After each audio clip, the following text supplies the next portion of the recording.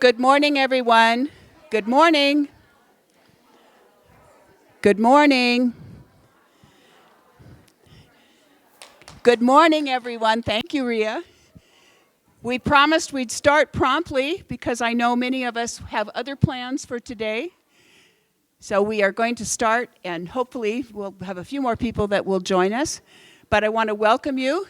I'm Carol McCammon. I'm one of the co-presidents of this wonderful group, along with Diane Kelligrew, and I'm happy to welcome you to our meeting. I'm very excited about this meeting because, of course, scholarships is one of the main things that we do, and so that's wonderful that we have a chance to hear from people who have received support from AAUW in their academic career.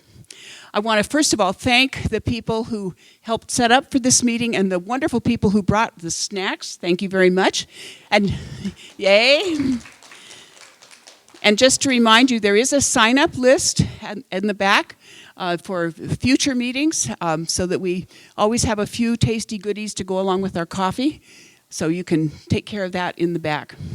I also want to thank our program sponsor for today, Cassie Powell. Cassie, you want to stand up?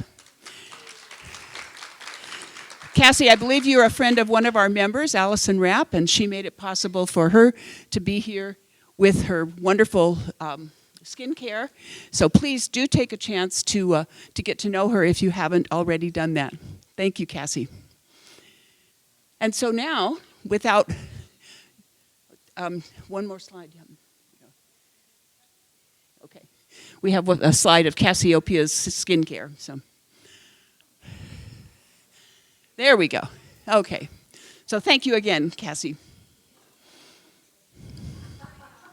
Okay, turning it on is always helpful, yes. Okay, that's all right. All right, so without further ado, I want to turn the program over to Lisa Turlow, who is the head of our scholarship team, and she has quite a crew of people to help present what I know is going to be something we've all been looking forward to. And also, just to remind you, we are going to finish on time, but we're going to finish with something really fun, and you can get a head start on it by looking at some of the papers on your table, because we have some opportunities for you to get involved with how to help this scholarship effort. So Lisa, here you go. Thank you. Welcome. Is this on? Okay. Welcome and thank you for being here on a day that is, wow, exciting and anxiety producing all at the same time. So I appreciate you being here.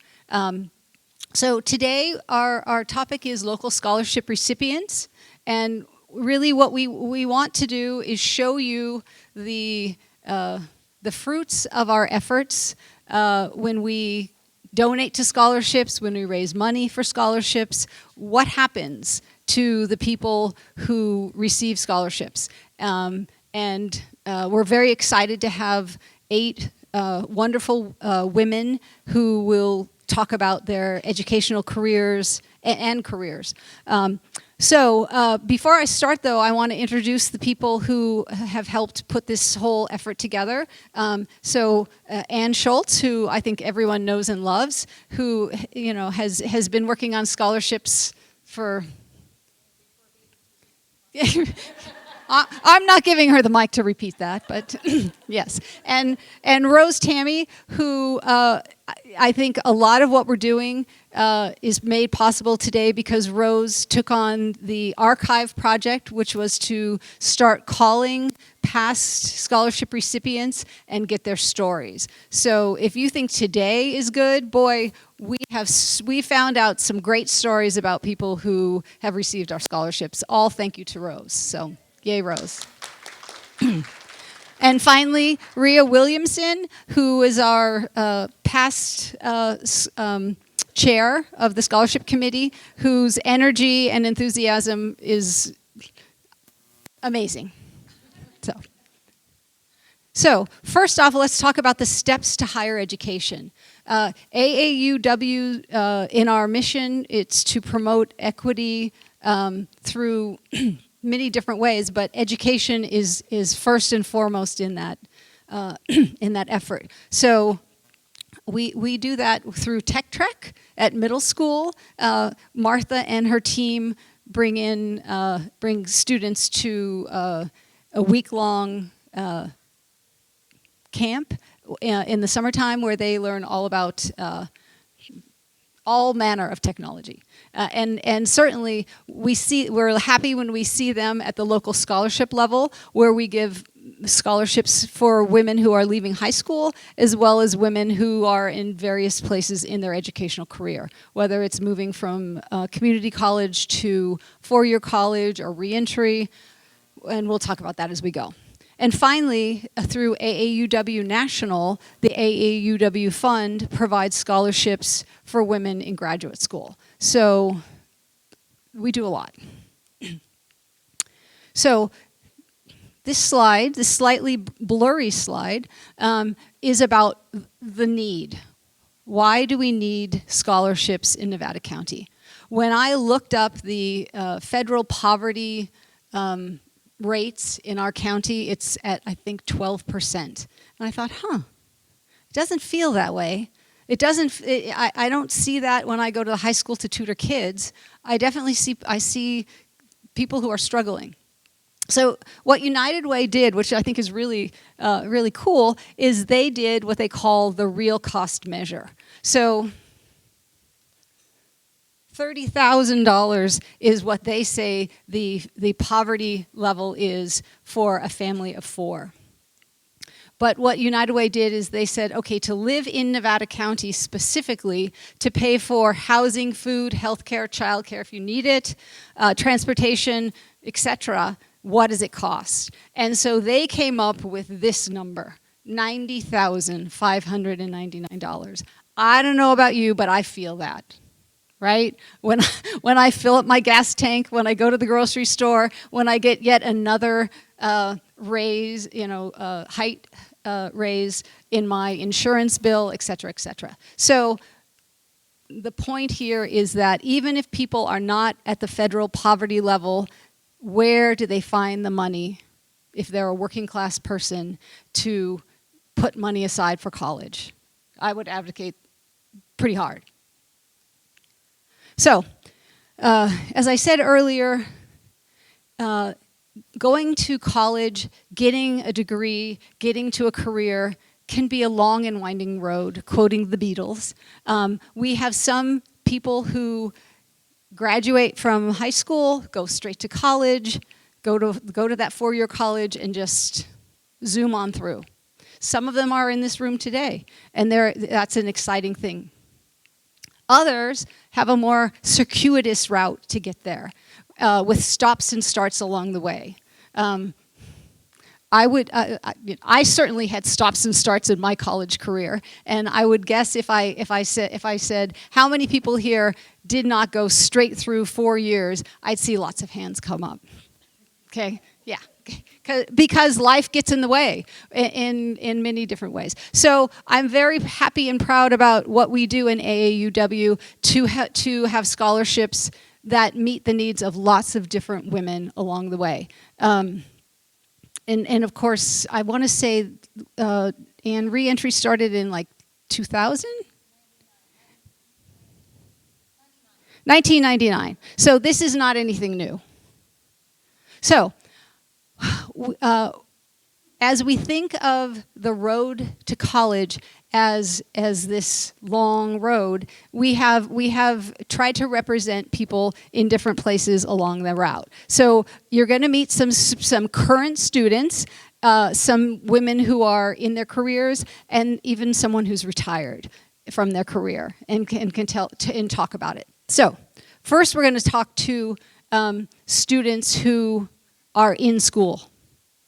So we're going to do a brief introduction, and then when we move on later through our program, we are going to have rotations where you can go and physically sit down at a table with these women, and not yet.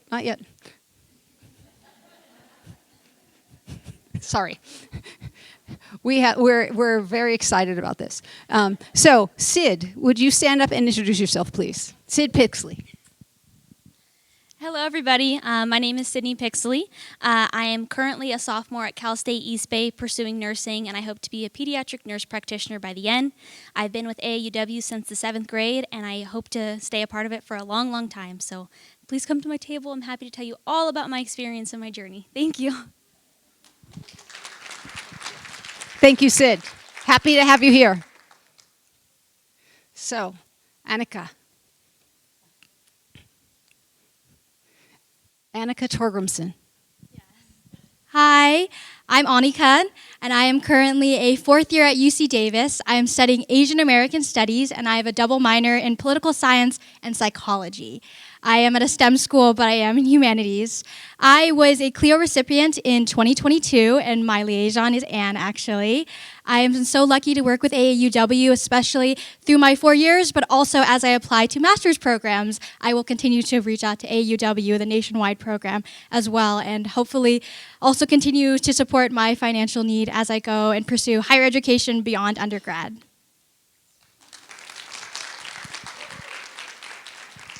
Thank you, Aneka. So also we have reentry students, which is, as we said, is a different story. So we have Laura Murphy, and I would like to introduce Laura. Hello, everybody. My name is Laura Murphy. I'm a reentry student at Sierra College. This is my sophomore year, my 2nd year back. And this is after almost 20 years away from the college atmosphere. I've started a family, worked in a career, and had a physical disability take me out of my job. So pursuing education was critical to being able to stay in my field that I developed a major passion for. So if you have any more questions, I'd be happy to answer them. And thank you. Thank you. So you will hear more as we go on from women in careers, but right now we're throughout this presentation, we want to tell you a little bit about our scholarship program, which is a long program, a long-lasting program. So to tell you a brief history of the local scholarship committee, you're going to hear from Anne. Hi. Hello. Many of you know that our Nevada County branch of AAUW started way back in 1937. So we've been at it here in Nevada City, Nevada County, for 88 years. In 1946, we gave our very first scholarship. We're unique in giving scholarships to local girls because most branches do not give local scholarships. Over the years, member donations and bequests for scholarships grew. So in 1970, a charitable trust was established and an investment account was opened to hold our local scholarship funds. For many years, we just gave basic scholarships to deserving young women going to a 4-year college. Then in 1999, we created the Reentry Scholarship to specifically support women attending Sierra College after a gap in their education. So far, we've given over 40 reentry scholarships. In 1998, California AAUW launched the Tech Trek program for 7th grade girls interested in STEM. Soon after, inspired by the idea of getting more women into STEM careers, all of our scholarships, high school scholarships, went to young women majoring in STEM fields. But then, in 2020, the branch received a bequest of nearly $500,000 from branch member Cleo Gibson's estate. So a separate investment account was opened, and we created the Cleo Gibson Scholarship to support non-STEM majors, because Cleo was a big supporter of supporting women wanting to go into a business or a public service career. How do we fund our scholarships? Well, for starters, donations, bequests from you, our members. And of course, fundraisers. We've had many fundraisers over the years. Who remembers the appraisal fairs from a long time ago? And then came game days. And for the next 4 years, we had All About Unique Women, where we celebrated the fashions and culture of the 1920s through the 1960s. After All About Unique Women, Fun for Funds. And then we had several years of tapas and trivia. Somebody likes tapas and trivia. Okay. To date, we have given over 300,000 scholarships since 1946, totaling more than $384,000. Not bad, huh? What did I say? I think you said 300,000. We've given three. I would love it if we had. All right, because our program, our program has 5 different types of scholarships that address the different educational paths that women may take. So here we are in 2025, our biggest year ever. We've given 29 recipients over $75,000 just this year. We've come a long way. We couldn't have done it without you. Thank you. Thank you, Anne. Thank you, Anne. So another thing that's new for the past 3 years is tutoring at the local high schools. So sitting at a scholarship committee, I think it was Franny who said, wow, this girl who we interviewed was really good, but she just needed a little bit more help. So somehow that turned into 3 of us going to the local high schools, Bear River and Nevada Union, during scholarship season when students are working on their applications, which if you're on the scholarship committee, you know is comprised of 4 essays. We help them write their essays. I was at 2 schools this week helping boys and girls, because they show up during a flex period for extra help, to think about how to write an essay that tells why I tell them the essential question is, why should we give you money? And so great conversations, great kids. Many people often say about working on the scholarship committee that when you work with these kids, you are inspired. The world is a tough place right now. I'm inspired every time I go and tutor. So lots of fun. And I think it helps kids a lot. The process. Back to Anne. Okay, so the process starts when a student submits an online application either at the high school or at Sierra College. And because we have 5 different types of scholarships, we have 5 different reading groups. And we have a total of about 30 readers throughout those different reading groups.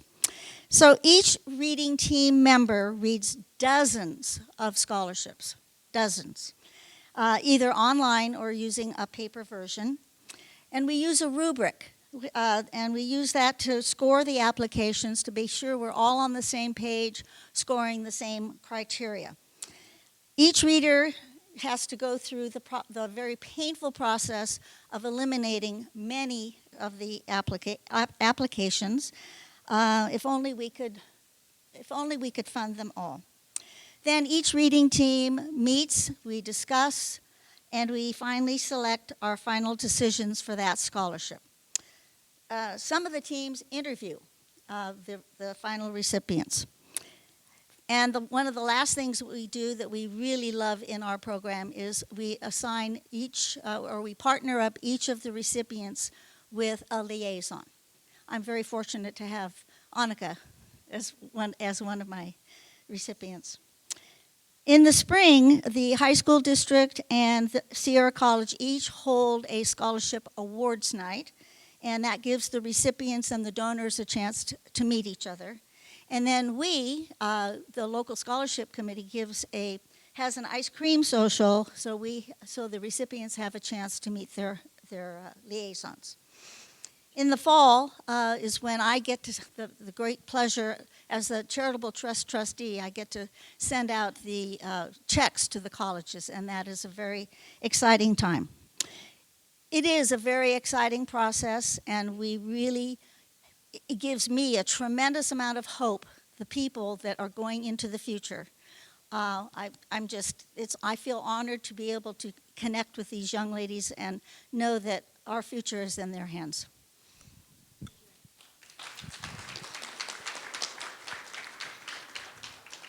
So, Franny Erickson was going to talk about liaisons here. If you're a liaison, could you please raise your hand? Okay, so look around and see. These are people who have signed up to be liaisons. I'm a liaison. Yeah. So you will see some names here. They always say don't put too many words on a slide, but I couldn't help it here because you will see names of our members. So Jennifer Wilkerson, Joan Nassadi, Melanie Heckel, Franny Erickson, and Anne Schultz. There are quotes about what having a liaison meant to them. So in Franny's place, Rose is going to speak for a minute about our liaison program, which I think is quite unique. Liaisons make a very valuable contribution to AAUW by contacting our recipients.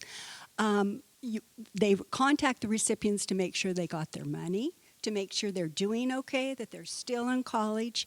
And many of our liaisons, like Bonnie Curtis, who is on one of my committees for reentry, stays in contact with her recipients all the way through college.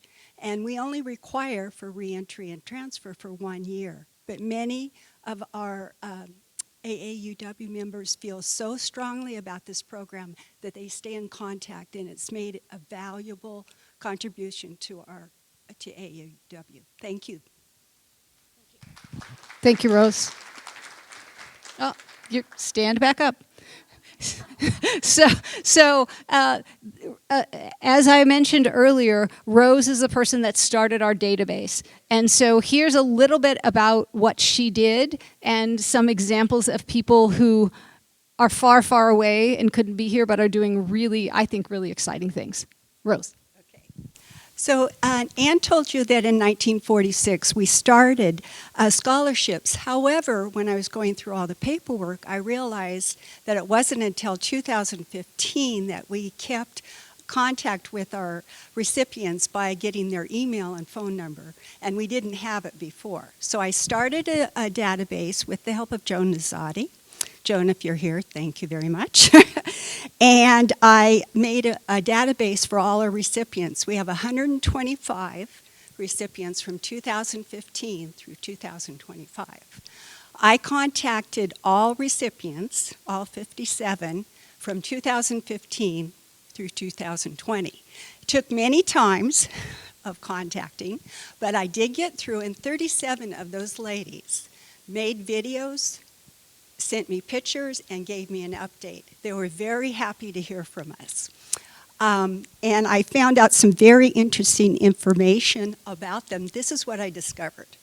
First of all, 6 of them had received an AA from the community college. 30 have a Bachelor's of Art or Bachelor's of Science with, I can't see that far, sorry, with 3 in a current program. We have a master's, 3 have masters with additional 3 in a current program. PhD, I have 2 there, but I realize we actually have 3 with an additional 2 in the current program. Medical school, that is Adriana Moses, and you see her picture up on the very top in her scrubs. She's a former tech trek, and she is in medical school right now.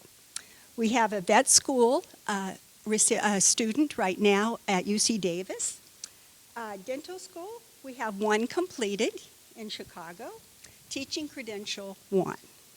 As far as professions, the professions are what we're really interesting to find out. We have a geophysicist in Canada. This is Lily Callahan in the middle. We have a clinical audiologist, 2. Marine biologist, 2. One of them is Zara Kotzenstein. She's on the bottom. She's in San Diego. We have 4 nurses. Program director for climate justice. Senior software development engineer for GoDaddy. Lead business intelligence analyst 1. Pathology assistant, 1. Teacher, 1. UC San Francisco professor, we have 1. Let's see, IT help desk technician, 1. We also have a livestock and floral cultural supervisor for Nevada County and Contra Costa Fairgrounds, who is here today and will talk to you. And as far as tech truckers, we have Sydney, who also told you, Sydney Pixley, Ashley, who is also here, Andes-McCullough, and let's see, and Adriana, who I already mentioned. Thank you. Thank you, Rose. And that's really the tip of the iceberg. So now we're going to meet women who are in their careers, and after that, once we introduce the women who are here, we'll move into rotations where you have an opportunity to actually speak to them. So Ashley, you are first.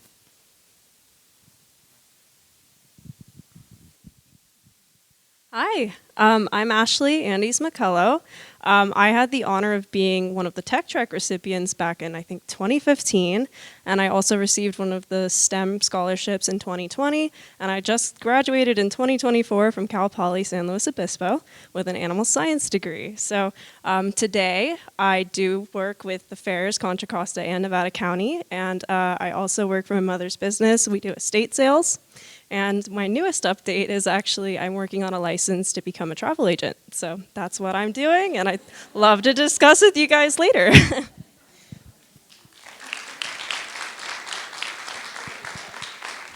Thank you. Tori Newman. Hi, everyone. My name is Tori Newman Harris. I graduated from Nevada Union in 2015, and I went to UC Santa Barbara for my undergrad. I was one of those families, that, like, you know, my family just made that median income, and so they couldn't really afford to send me to college, and so I relied on scholarships and necessitated that I went through fast. So I graduated from UC Santa Barbara in 3 years and then went to an accelerated program at UC Davis to get my teaching credential and my master's at the same time. And now I am back in the community. I am working at Bitney Prep High School in Grass Valley, and I've been there for 6 years now. I wouldn't have been able to do it without my scholarship from AAUW, so I'm really excited to be here and talk to you guys.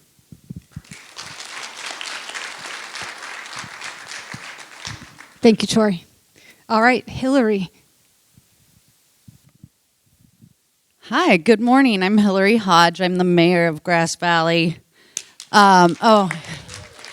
Thanks, Mom. My mom's here. I graduated from UC Davis in 2005 with 2005 with a degree in English literature. My first college class I took when I was 14 years old.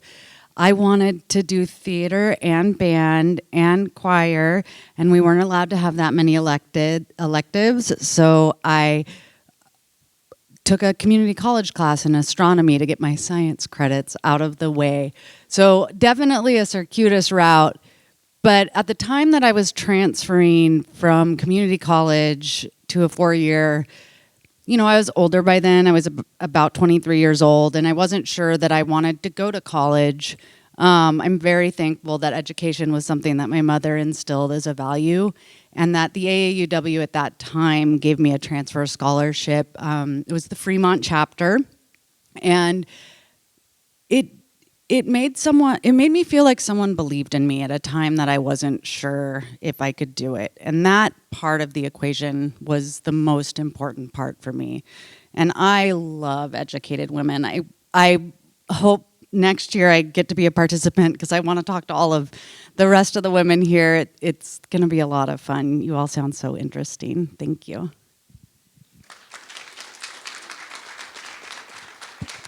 Thank you, Hilary. Over to you, Emily.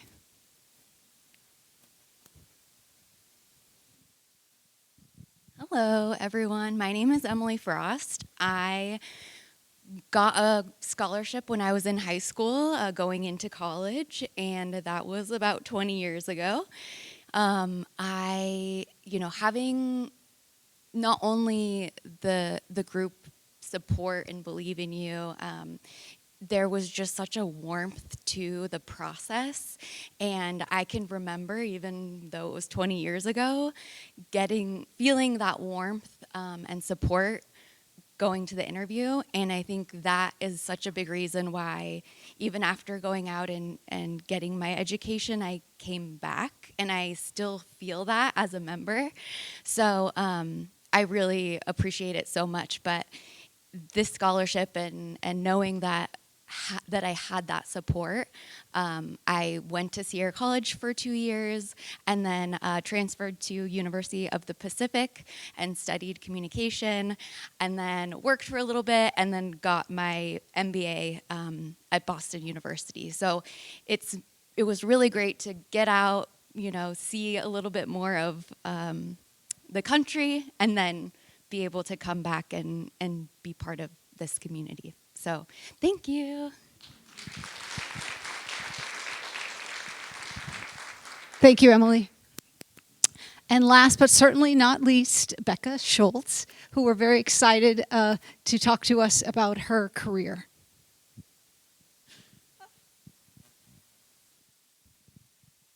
Hi, I'm Becca Schultz, and I received an AAUW National Scholarship for Graduate School 50 years ago, 1976.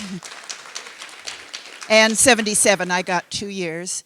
I was a student, dental student at University of Pennsylvania in Philadelphia, although I'm from the Bay Area. I was a single mom on welfare when I applied to dental school.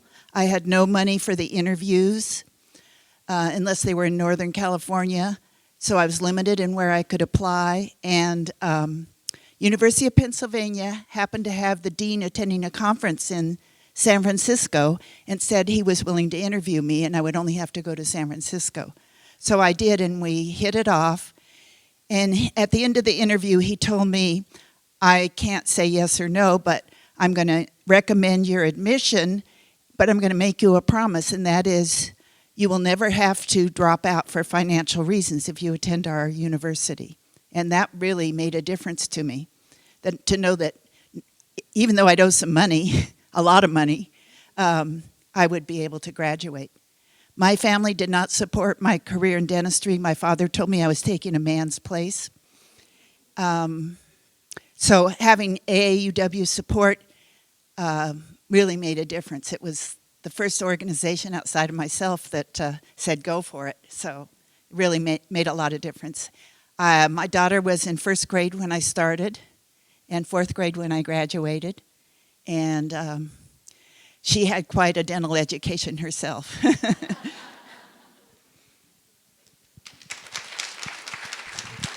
Thank you. Okay, so now is the time where we're going to have conversations with these remarkable women. I get goosebumps when I hear the stories of the people in this room, honestly. You've heard from all of the women who are here to talk to you.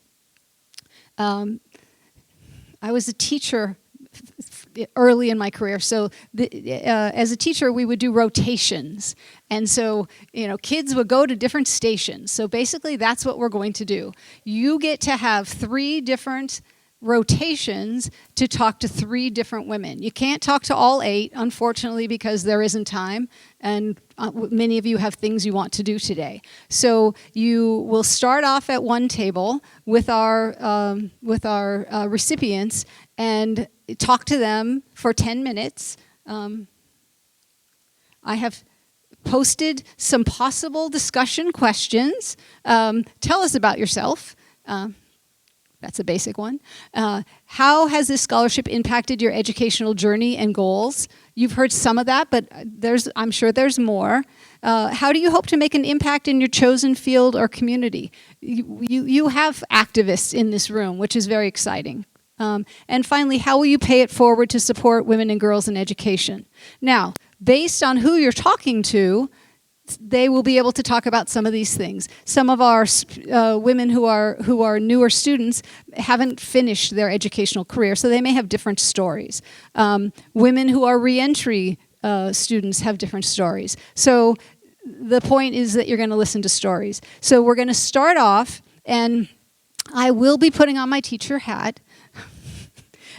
And so I will ask everyone to go to a table where there is a recipient in just a moment, and then I will make sure that everyone's at a table, and then I will set the timer. The timer will ring after 10 minutes, and then we'll get up and we'll go to another table, and so on and so on. Now, we don't want any of the women who have shown up to have an empty table, because that would be sad, right? I know we all are on the same page there. So, can I have the recipients stand up so everyone knows exactly where those tables are? Okay. So, if you are sitting at a table that doesn't have recipients, would you move to one now or move to another table if you so choose?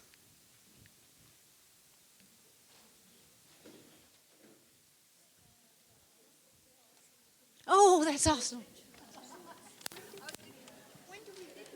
Now. Oh, yeah. I need your code. Okay. She's got it. Okay. All right. Is everybody at a table? Okay. I'm going around to check. Okay. Good. Good. Good. No one here. Where do you want to sit? You are welcome to join a table. Absolutely. Not a dentist, you mean? Oh. There's a. So she's a retired dentist. The one who works at Livestock. Somebody went to UC Davis. Yeah, I think it might be Pixley. Yeah. All right. So can I ask everybody to have a seat somewhere? Please find a seat. Okay, Rose. Please find a seat. Okay. Need you to sit down. Can you find a seat? Okay, thank you. Okay, can you find a seat? All right, we're starting the timer for 10 minutes. Go ahead now, please.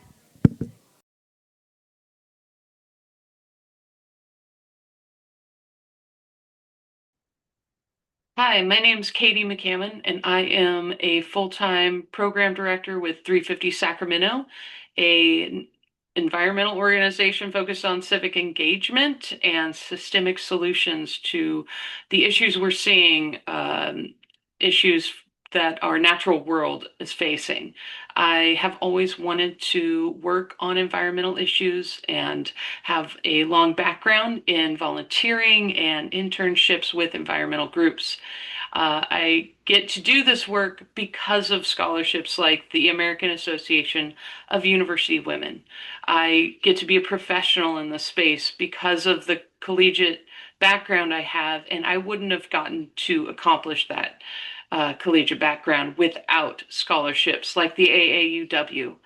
Your support means a lot to people like me, people who grew up and did not have finances or family to support them through college, who had to support themselves and put themselves through college while working and do everything they could to earn the degree they have. I have the professional capabilities I have now because of your support. And I hope you continue to support the AAUW. There are other women like me who can become leaders, who can become civic champions, who can help engage with youth and train new leaders for tomorrow. These folks who don't have the resources to put themselves through college, they have the capability of having compassion and understanding and empathy for other marginalized people, other people who maybe don't have access to resources. They can be understanding and become leaders with that understanding and compassion. So if you seek to create more leaders like me and others who have benefited from scholarships like this, please support the AAUW. Please continue to support them and what they are doing. Finances are limited right now, unfortunately, for many people. But if you do have the finances to support an organization like the AAUW and you appreciate what they are doing, please continue to do so. Please do so if it's your first time. And thank you to all of those who have supported the AAUW in the past and helped someone like me go through college and become the leader they are today. Oh, okay. Great. Perfect. Yes, so just to repeat some of the information I said before, but I'm in Asian American Studies and Political Science and Psychology. And I love being in humanities. Ironically, when I met Anne during my interview, I was talking about how much I hated math. And she was like, I was a math teacher. I was like, oh, well, isn't that wonderful? Yeah, I was like, darn it. But it's been really great to find spaces in a STEM school that also really support humanities learning.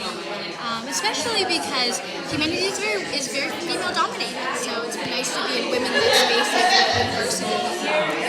I wanted to meet you because I went to UC Davis and I have a degree in political science. Very nice, yes.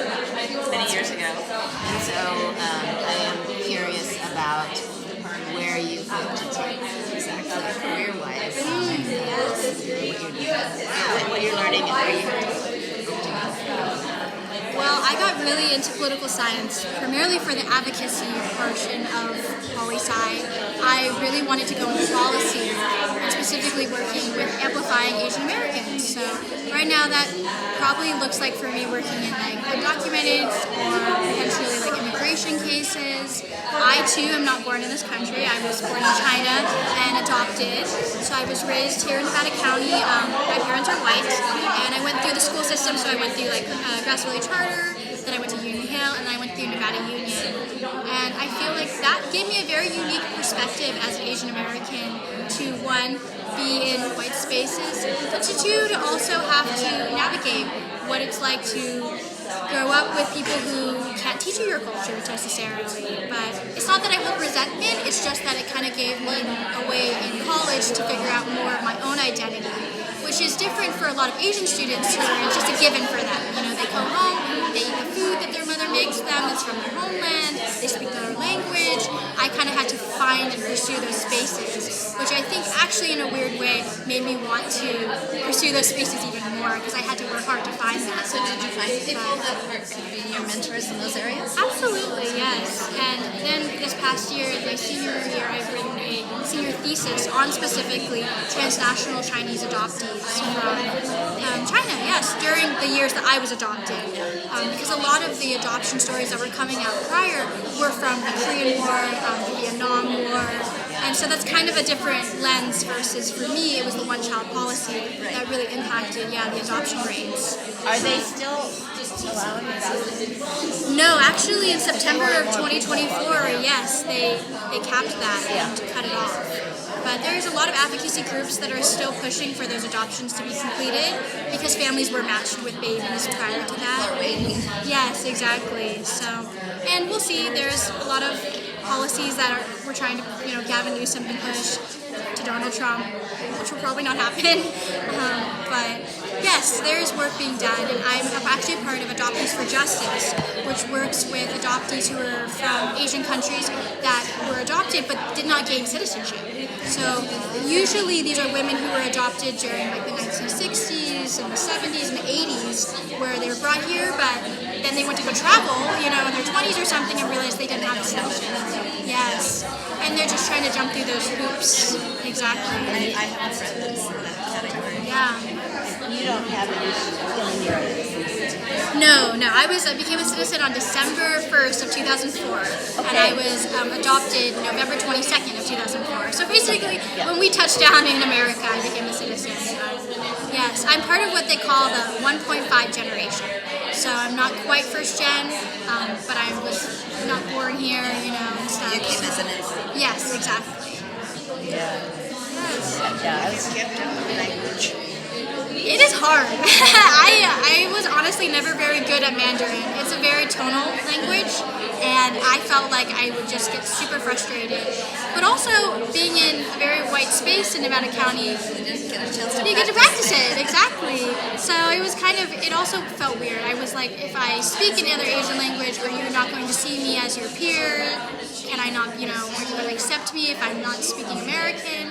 So there was always kind of those subtle things that were racism, that was driven. How old were you when you were adopted? I was only a year. I was almost exactly a year old when I was adopted, yes. So, but growing up here, Did you take Mandarin?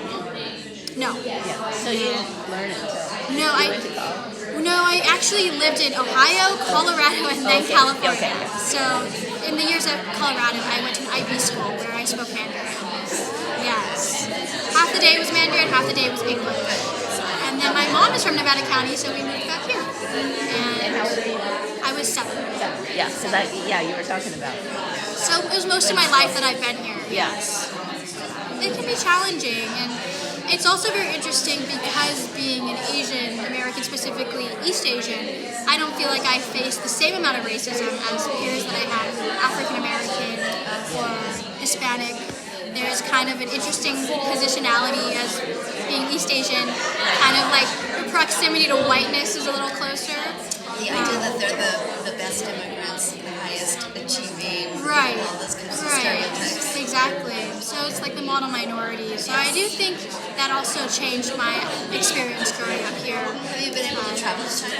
Yes, I went back, not anytime after COVID, but I have a sibling who's also adopted from Asia, not from the same region, we're not like biologically related or anything, but we went back for them, and then I traveled once again, and I would love to go back and do a heritage tour, so I go back to my village, I see where I was born, the orphanage I'm from and stuff like that, but by the time I wanted to do that, which was when I was 18, it was like 2021, and nobody was traveling. Yeah, nobody was traveling, especially to China. So, yes, but maybe after I graduate college, I'll look into doing that.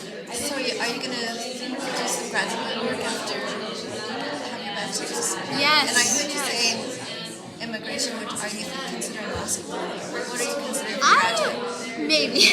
You're a senior now. Yes, I am. You got to figure this out. So I'm applying to master's programs right now. Okay. I was very interested in law school for a while, but after taking poli-sci, I wasn't the most happy with those classes. And I think it was because I was like looking for women in these spaces, and there's a lot of white men in these spaces, which reflects our government, obviously, right? But I was like, where can I fit in? Where can I be an advocate? Where can I speak?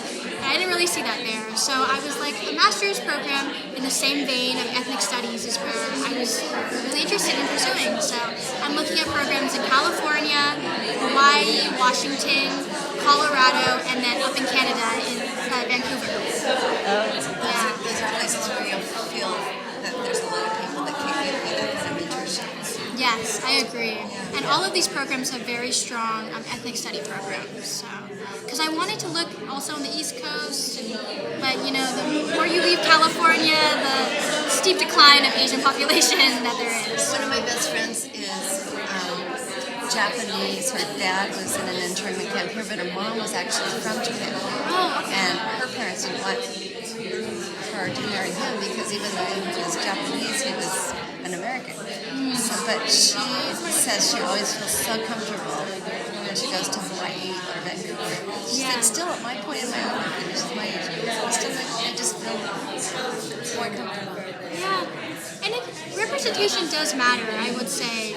But I also think that it's important to not segregate yourself. I noticed that a lot in Davis even, a lot of students are like, I'm not even going to hang out with other kinds of Asian people, I'm just going to hang out with my community. And it doesn't allow for us to have these kind of conversations and to build like that multicultural diversity that America really wants.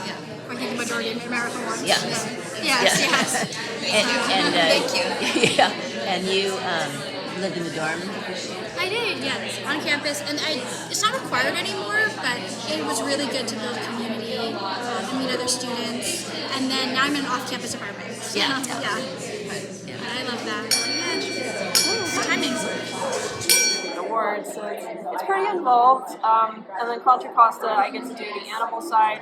And I find that one to be a fun thing. It's not really a career, but it's something I really enjoy doing, especially since I used to show at the fair, and it's my way to kind of give back and help the kids. Yeah, but I think I'll keep doing that probably as long as I have the time. So I showed mostly rabbits, but I did try a lot of things. I did poultry, I did turkeys, I did pigs, but it was a really exciting thing for me. I got a lot of support from the fairgrounds, so it's really great that our county has so much support for youth. I'm really excited I got to be a part of it, and one day I hope I can get back to it. Yeah. When you get on your menu, buy a ranch. Yeah, right. But definitely one day. I hope to join this organization too when I feel like I'm stable and I'm ready to do it. Yeah, it's a really great one. My mother's business, she started it. We're almost completely women working there. The only man is my dad, so we have a really great time. But you know, working with other women, we get to like all kind of support each other, and people are always surprised that we're able to handle that work, but we really enjoy doing it because it's also an opportunity to help people. Yeah, I've worked with a lot of women in my life, and I'm sure that I will continue to do so. But this was really a great starting point for me, you guys. How is your sister doing? My older or my younger? My younger sister, she's in college now. She's doing really well. She's actually currently at, it's like a flower and food show in Anaheim. So that was like a cool opportunity she got, but she's a business major, so she's doing very well. She's also at Cal Poly. Yeah, so she gets to follow in my footsteps there. I've given her some tips. Yeah, she's doing well. She was a tech tracker too. Yeah, she was. Yeah, I'm sure she'll be coming back one day for you too. Yeah. Good. Well, say hi to her. I will. Sounds like you had a really supportive family. I did. I would say I definitely did. My mother always promoted education. She wanted me to have good grades, and she actually used travel as an incentive. She'd be like, you graduate, you get a 4.0 GPA, we're going to take you to any state you want to go. And I went to Alaska, so that was my actually middle school graduation. So, and then it was an international one for my high school. That's really what you did for me, and it took me a long time because you're busy, you're raising a family, you're working, and so I retired about 7 or 8 years ago, and I live in Escatine with Carol McCullough, and so I started talking one day, and she said, I said, I've been thinking about joining for AAUW for about 30 years, so maybe I should tell me about, the meetings and stuff. And so she got me set up to come back here. And then once I did, I said, well, what I really want to do as an activity is my reason for joining is to help with the scholarships. So I got on the scholarship committee. And now Ann and I are trustees for the scholarship fund, and Jennifer Wilkerson. And so I am involved in all of that, and I'm a liaison for one of the people that's receiving one this year. And so I feel like I'm doing, what I meant to do finally. A little late, right? No.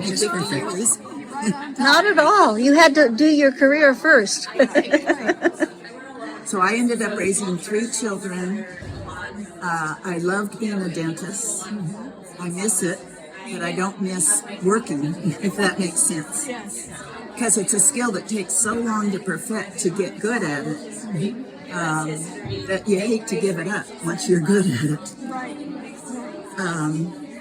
So when I moved to Nevada County from the Bay Area, that was about 20 years ago. I thought I was going to retire, but I got a phone call from the Department of Public Health, and they said, we had a mutual friend, the director of public health, and they found out I was moving to this area, and they asked if I would do a public health dental program here in Nevada County, which I did.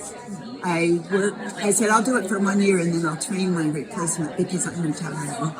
Well, I ended up doing it for about 7 or 8 years. And the program was a preventive program for school-aged children here. So we would go from school to school and do preventive dental stuff for the kids. And eventually I had a mobile van. I bought an old motorhome and converted it to a dental office. And then I would drive from school to school. And then we got very efficient at that program. We saw about, maybe 2,500 kids in the county a year, twice a year each. And then I got the mobile van, and then we had time left over. And so I asked my boss, can I do other things? And he said, do whatever you want with the extra time as long as you complete the requirements of the program. So we were able to start seeing adults in programs like the Veterans Stand Down and the homeless shelters and places like that. So we in Women of Worth, we did, and about 2 other organizations. So it was really the best job I've ever had, because it was like, go do free dentistry on whoever you feel like you want to do it on. Boy, that's incredible.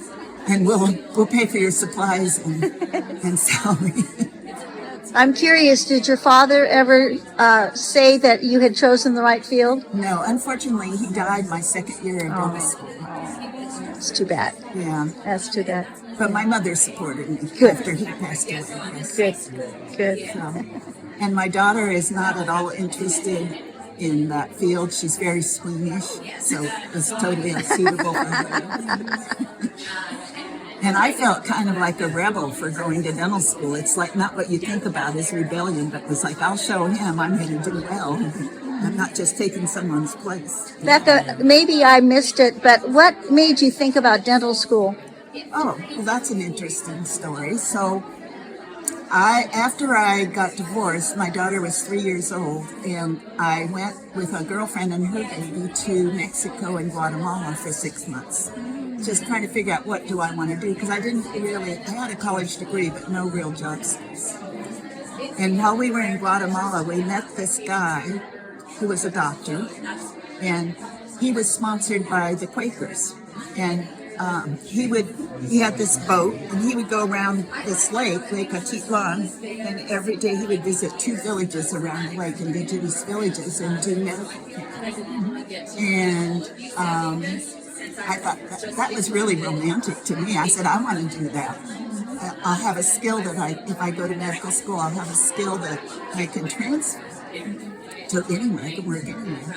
So when I got back to the United States, I stopped at a career counseling office at UC San Diego, and they let me talk to them until I wasn't a student. And I said, I want to go to medical school. What do I do? And they said, well, that's not really a good choice for a single mom, because you have to do an internship, you have to do a residency. What are you going to do with your kid, during that time? Why don't you go to dental school instead? Because you can graduate and then go right into working. And I said, oh, okay. You solved that problem. That's great. Holistic approach. So I taught at UCSF for about 10 years. During the part-time, half-time while I practiced. And I also, at some point, went back to school and got my MBA in small business administration and did consulting for other dentists, too. So there was a variety of things I was able to do. And then when I came here to Nevada County, I did public health work, which was really fun. And so I feel like I had several careers within one. It sounds like you always like to learn something new. I do. I love to. Yeah. No more degrees, though. I'm done with that. What are your latest things you're learning new? Well, this year I just got licensed to be a notary. That was my goal this year. I decided that was going to be my new skill. So now I'm a notary public. All right. And I always, every year when I set my New Year's resolutions, I break down one new skill that I want to learn. That was the one for this year. They're kind of random. But you're at that time of your life where they can be random. Yeah, it's just like whatever sparks your fancy, right? That's great, Becca. All right. That's a good takeaway every year. Think of something you want to do. And from a public health perspective, of the 2,000 and something students that I saw when I started out my first year, we had categorized each student as good dental health, needs some work, in which case we did follow up. We didn't do the work, but we followed up with a family dentist, or has problems, they're in pain, or they have abscesses, or, really bad teeth. And at the beginning of our 7-year program, I had on my really bad list about 200 students that were actively in pain. And by the end of, we kept records for 5 years. So at the end of 5 years, we were down to 30. Oh. So that really felt like it made an impact. Yeah, definitely. Yeah. That must be very rewarding. Yeah. It's frustrating to me that people have jobs, but there's no dental insurance, and people don't go to the dentist because they can't afford it. Do you ever advocate for changing that? Well, not so much, but actually it's not well known here, but there is free dental care for all children in Nevada County. And I would always hook parents up with, free, in addition to the free programs like Top a Day and Sierra, I forget the other one. I had a list of specialty dentists that would do so much free referrals every year. So I could say, this kid needs braces. I have someone that will do it free. Or this kid needs a root canal. I will have someone that will do it free. But I still couldn't always get the parents to follow through. Even though I'd call and remind them of their appointment to get them to show up at the office, sometimes that was a problem. So, even with the children in pain. I had one boy at the continuation high school that had tremendous pain, and one of his front teeth was abscessed. And he was 15 and a half when I first met him, and his mother would not leave the house to take him to the dentist. And I couldn't do it without her consent until he was, he was 17 and a half. So when he turned 18, he could do it himself. I had someone lined up to do the free root canal for him, but he couldn't go without his mother's permission. And for his 18th birthday, he went and had a root canal. He was so grateful. Thank you, Becca. You're out. Hi, Emily. You're on the board. Yeah. You are just like becoming a pillar of AAUW in Nevada County.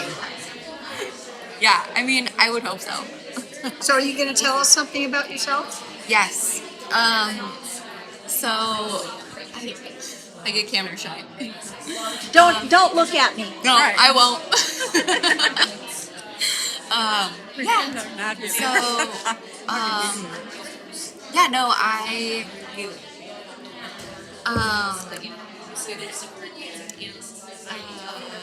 So I work for Intel, and we have our own little change management group. There's like 20 of us, and we all work remotely, and so we'll have a lot of meetings that are just virtual. And so I've actually never met my boss in person. It's like that's just kind of normal now, I guess. And so we actually have a group meeting scheduled in Arizona so that we'll all get to actually meet each other in person. But even with being remote, I'm so happy with the friendships and relationships that I can build even by not being in an office. And it's just really nice. I have a smaller sub-team that's me and then 2 other women. And we just really connected and get along well, and we kind of all bring different qualities to the table, but it's also about enjoying our time working and having a balance. And so we call our team the BX, boundary applications ballers, and we're so proud of what we do. And we all decided to get 80s tracksuits that are pink and teal, and so we show up to meetings and we just have our little tracksuits on and we are ready to go. So I think it's really being able to like connect and be yourself, and yeah, like be your genuine self at work. So you have a good career that you really enjoy. Yeah. And part of how you got there was through receiving some funding. Yes. External funding. So yeah. Can you share a little bit about that? Yeah, no, I think like funding college was always something that brought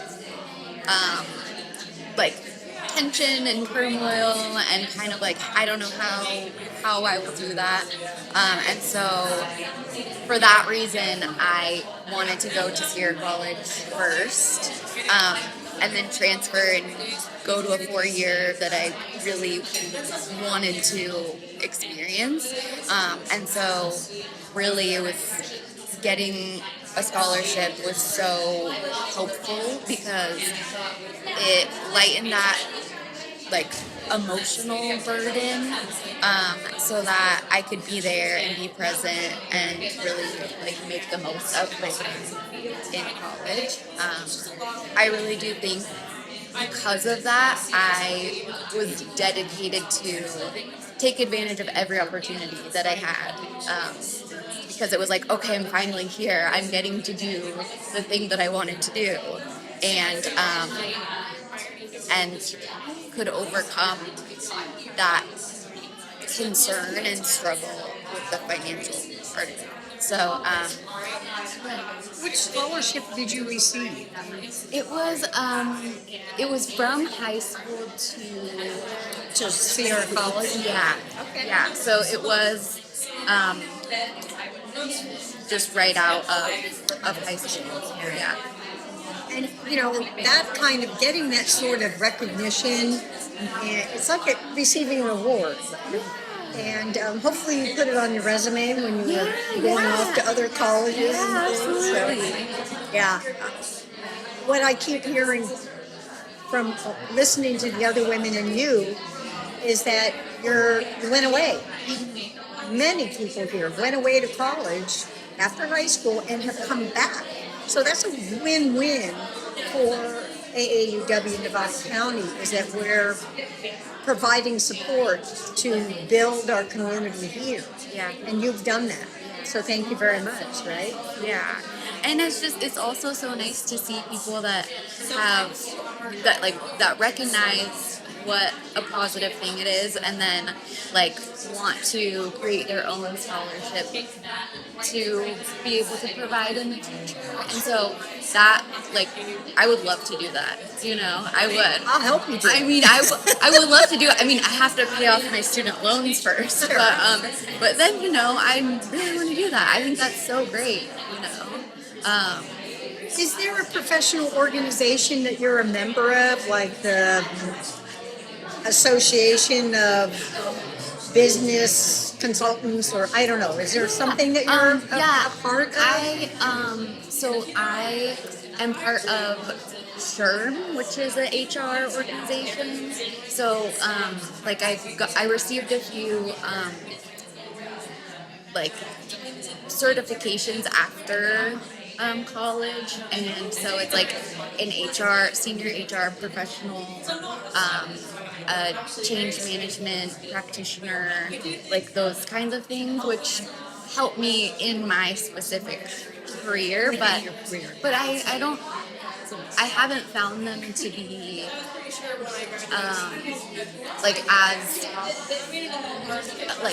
a group that you want to go and meet people and learn, and kind of like a supportive community. It's kind of just like, okay, great, this is another thing to do. And so I ask because sometimes these professional organizations give scholarships, and we're creating efforts to collaborate so that there could be a co-scholarship with that organization and AAUW, and that could be in your name. Oh, that's so nice. AAUW or something like that. Exactly. Yeah. Yeah. No, that's great. And you could do that. Yeah. Yeah. Well, yeah, and I think it's just like knowing how much how big of a difference that it makes. When I worked for a smaller company, I really pushed their like educational matching system, and it's like, okay, this is something that we offer, and take advantage of it, and make sure people were aware and that it continued. I don't know since I left the organization if it has, but yeah, it's like however you can make sure people get opportunities as well. That leads into this idea of paying it forward. So do you have other ideas of how to, I don't know, show appreciation for the support you've had by supporting women and girls in the future? Do you have any ideas? I just have enjoyed being part of local. I volunteered and was part of one of the day camps, and so we.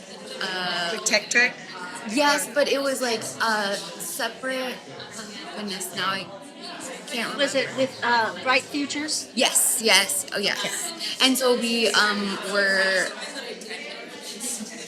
dissecting a chicken wing and how the muscles work and how they contract, and it's the same as a human arm, just a little funkier. And so it was just so fun to see girls get excited about learning and where this could take them, and really just cool opportunities like that. So yeah, I want to do day volunteering for that kind of thing, and helping with the cuisine. Good. Yeah. Good. I already signed up for decorations. So we'll see how that goes. I have another idea. Yeah. You can join the local scholarship committee and help read applications. Okay, I feel like that's the hardest thing. Oh, it's so much fun. Oh, it's so don't you think? I don't know how you do it. I would want to give a scholarship to everyone. That's the problem. Well, that's why we keep trying to raise more and more money. Right. It is hard. It's hard to eliminate people, but it's also incredibly rewarding. Yeah. Yeah. I believe that. That's true. Think about it. Okay. Yeah, for sure. But helping with the what is it called? Cuisine. Yeah. The big star. Yeah. Emily, thank you. Well, hi everybody. I'm going to start with the first question, which is tell us about yourself. That makes it easy, and it's something I have no problem doing because I know myself pretty well. As a returning re-entry student to Sierra College, I took a 19-year sabbatical from pursuing the higher education. And it all kind of started with this association that I developed as a high schooler and as a grade schooler with the word counseling. I struggled in third grade with my reading, so they had to drag me out of class and give me special training, which got me the negative special attention from all my classmates. So I kind of felt like I needed to hide that, that hide that I had a problem, hide that I needed assistance with anything, and kind of keep it to myself, So I make it to high school, and, we all deal with identity crisis in high school, and in the process of that, they wanted to give me counseling and give me assistance, and I kind of wanted to hide from it. It just gave me this negative stigma around the concept of asking for guidance, So when I decided to go to college in 2004, I was already working as an assistant manager in a deli, so my job was paying okay, but my brain wanted to grow, right? And I loved learning new things, and I figured, okay, well, let's go to school, because why not, And so I showed up, but the words academic counselor scared me. So I just wung it. I took random classes. They had nothing to do with each other. They had no end point. I had no end goal. Not like me. I was gonna say. So I did well in some. My major every year. Oh, right. Until the school finally said, you have I did 80,000 really credits. good in some classes, and then I flunked others. I struggled horribly with some classes, and it made it so that and because I had no goal, I had no mission, I just left. I withdrew from all my classes on my second semester. I think it was my second semester, and walked away from it and just worked my job. Because you didn't know what to expect and expect you. I had no idea, and I wasn't doing well. And when my history with things that when I'm not doing well isn't ask for help and guidance and find a way. It is run from it as far and fast as you possibly can. So that was my history, and this was before I was a parent. So things have changed. Run from them. They follow you. And they're fast little buggers. So I think that it was like a key turning point, and right about the time that I had my son, I ended up falling into a career that I would actually call a career.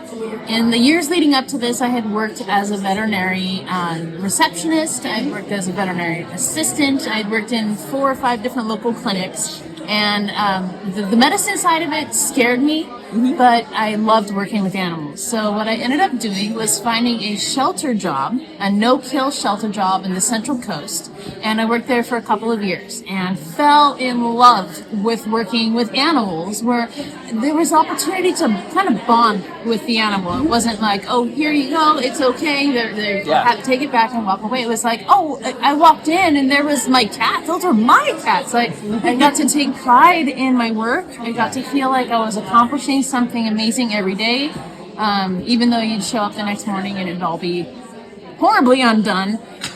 It was still extremely rewarding. I absolutely loved it. My dad and my uncle ended up turning somebody's horse barn into a facility to house the cats when she moved here from Anderson Valley and took her business and animal shelter with her. And so I got the shoe into my most recent job of working with animals, and I was there for almost 7 years until my back took me out. And so I've had a major lower spine fusion surgery, which was horrendous in and of itself, but has made it so that I have like permanent limitations in what I can and cannot do as far as pursuing the same career that I absolutely fell in love with. So and the next few years passed, and in that time I took on making jewelry. So I'm a jeweler and a metalsmith, a goldsmith, and I volunteered at the Curious Forge for teaching in their jewelry lab and running their jewelry lab. So I did the certifications for that process. Learned a whole bunch of other cool stuff. So I can weld, I do woodworking, glasswork, textiles and ceramics. Interesting how life takes us. Oh, I just loved it. I fell in love with the arts, but it's not lucrative enough in order to feel like I can confidently rely on that to support my family. And I'm looking now as a parent, I'm looking into the future. I'm looking at his future. And I'm considering all of that in the now. Like, what am I going to be able to do to get him to go to college, which he wants to do already and loves. He's 12. But chemistry and science are his thing. And same with me. My sister has her master's in chemistry. For some reason, we are geared for it. So it's kind of interesting that I couldn't handle the medicine side all those years ago, starting working in animals. But now I'm going for veterinarian, and it's exciting. So in that time, I volunteered for the community in that sense. It is a volunteer position at the Curious Forge. We're not paid. And got to learn a bunch of really cool things about the arts. Got to meet an amazing group of people. And got to see some support from them when I first started going back to college. And so I've had to kind of take a step back from my involvement with them, because college is kind of exciting and really time consuming. So how are you doing with get help when I need it before I run thing? This time. That is like a subconscious change. I don't know. The first thing I did when I went back to school in last year was meet up with an academic counselor. Yeah. For some reason, asking for help and knowing that it's there as a benefit has changed. I think as a parent, we decide that since that's what I do for my child, there's absolutely nothing wrong with saying, hey, can you help me figure out what is this? And in order to get a degree, I have to take certain classes. Like, what is this? It was really exciting. Right now, at Sierra College, it's natural sciences. It's what? Natural sciences. Okay. I was a science teacher, but I was physical nurse science. It's going to change. This right here also covers all my prerequisites for pre-veterinary medicine. Yeah. So I get to transfer over to Chico State to do my bachelor's in pre-vet medicine, and then we're crossing fingers and toes and eyes that it's UC Davis after that. Yeah. And hopefully I can kind of stay local-ish throughout the journey. But it's a long road. I think being an older college student and a parent makes that okay. I don't look at an 8-year college education as something that's scary or, nerve-wracking. Because in the grand scheme of life, it's just 8 years. It's only 8 years. And then the timing is perfect because the kid should be all grown up when I'm off in the field working as an environmental science veterinarian studying some really cool endangered species on another continent. So, I'm okay with it. The timing worked out okay. Yeah. So, and then at Sierra College, as a person, I feel like paying it forward and being of service are critical human traits. It is fundamental to who we are. As a parent, that's what we do. But as a person, that's also, for me at least, what I do. So I am your vice president for the Senate, the Student Senate up at Sierra College on Nevada County campus. I am the president for the Environmental Science Club on campus, which does amazing community outreach work. I also sit on numerous committees, so I'm part of the Sierra Press, which is an amazing committee to be a part of, and Campus Life. So I'm in touch with people and the programs that it's really a part of my life. It's not just a place where I'm pursuing education on my singular motion forward. It is, what can I do as a part of this? What do you think your kids, you have one or two? How do they look at you going to school while they're going to school? Well, that's a double-edged sword. I know that he's proud of it. I know that when I'm able to answer questions that he has, that it's impressive to him. But I also drag him along with me for things. So he knows my environmental science group, and he knows my ASSC group, and he's part of it too. He helps me in my garden on campus, and I involve him in as much of it as possible. And regardless of how his journey takes him through college, if he wants to take a break, if it's a 20-year break, I will support him in any way necessary for him to succeed. And sometimes life takes us in a different route, and we're not ready yet, but we will be. Oh yeah, that's totally true. Absolutely, and it's not so scary. It's exciting, and I'm anxious and I'm eager. But at the same time, I recognize that the things that we do take the time, and the way that I'm geared, I want to develop a full, encompassing relationship with what I'm doing. And then also know that I'm setting myself up for the next course, the next part of the journey. And so the better I do at something right now, the more likely I am to do well in the next topic. So how much help do you think you need from Lydia? Oh no. So I have a neighbor, and she's a member of this, but she's not here because she's been a working pediatric nurse for a long time, but just started a program to be a nurse practitioner. So how did you learn and set that goal from the beginning rather than having to think about it later? Yeah, I mean, I knew that I wanted to help people, and that's something that this organization definitely let me connect with since the 7th grade in Tech Trek. And I'm a total science nerd. I love medicine. I love everything that has to do with that.